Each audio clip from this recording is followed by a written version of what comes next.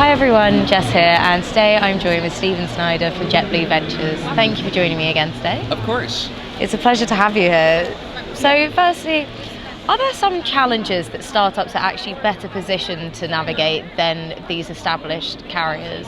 Yeah, I think something that you see a lot in our industry is so much technology is dependent on one or two tech providers, and it can get really frustrating for airlines, for other operators within the field, when they're not left with a lot of choices. It drives up the supply chain, it drives up costs that get passed along to consumers. So when startups can put more options and move more quickly, that helps to put pressure on the incumbents and forces them to innovate as well. I like to think a lot, we partner with the procurement group at JetBlue to say, okay, you're going through an RFP, RFX, RFQ, whatever the fill-in-the-blank RFI might be. All right, we have a sense that maybe an incumbent is going to win that, but let's see if we put some wild ideas on the table here, and maybe the incumbents do features A, B, and C, but insurgent startups that can think more creatively, that can move more quickly, could put options X, Y, and Z on the table instead. So now incumbents either have to begin offering those features themselves or lower the costs so that the operators can work with multiple partners. So I think startups are always going to have a role. They're not beset by the legacy tech that so many incumbents are. So that's why we love working with them and bringing them to JetBlue. Absolutely, so they can have quite a complementary effect on one another, filling in the gaps. Absolutely, it doesn't have to be either or. I think it's often complementary. The bar sometimes gets a little higher for integration with a major airline, but we're willing to work nimbly with startups. Fantastic, and we have, of course, to touch on Gen AI. Yeah. When it comes to the hype cycle, is it hard to navigate this with startups? How do you see the wood for the trees, or what's going to last a long time and what's just part of this? So I am so bought in the long term on Gen AI. I think there are many use cases that are ready for application right now. Just might not be the ways that people think about it. I think when everybody thinks about generative AI, they think about grade school essays, and they think about Abraham Lincoln and George Washington and stuff like that. How can I cheat in my high school exams? That's not really, that's not really applicable to 80% of operators within the field.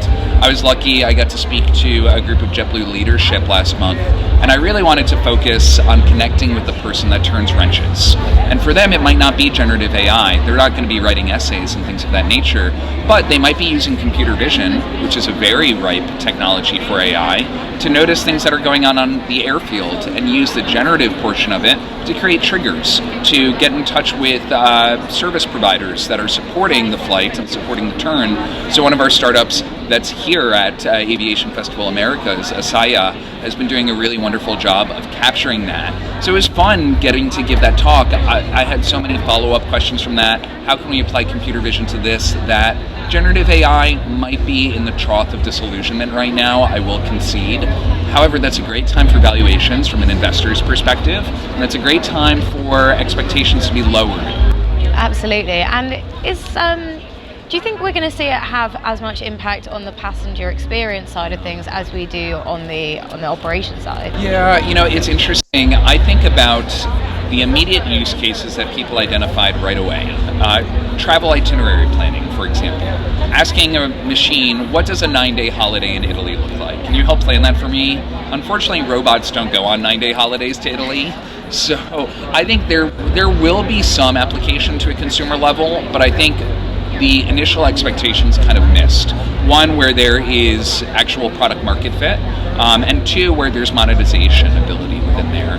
I think it will get there on things that are more tangible for consumers, but maybe more in the productivity ways, the ways that we can split our bill with each other without me needing to make a giant spreadsheet and send payment requests and things of that nature. What if that could be automated? It's easing the consumer journey, but it might not be the initial ways that people think about Gen AI. Absolutely, that's a really interesting point. Yeah. And when we think about events like Aviation Festival Americas, how can they help to catalyze this innovation within the industry? Yeah. I really want to emphasize the word festival within it. It's been such a fun atmosphere. It's in South Beach, Miami. Everybody's going out for these wonderful outdoor dinners and really being able to mingle and mix here. It's such a great balance of startups, of operators, of more established technology providers. So just the mixing and the mingling and finding my counterparts that are out there, the innovation unit, units of WestJet, for example, the innovation units of other airlines that are here and out and about. It's been so nice connecting with them and finding I'm not alone in trying to problem solve for these, but I can exchange notes. Absolutely. Well, thank you so much for joining me today. Thanks for having me, Jess.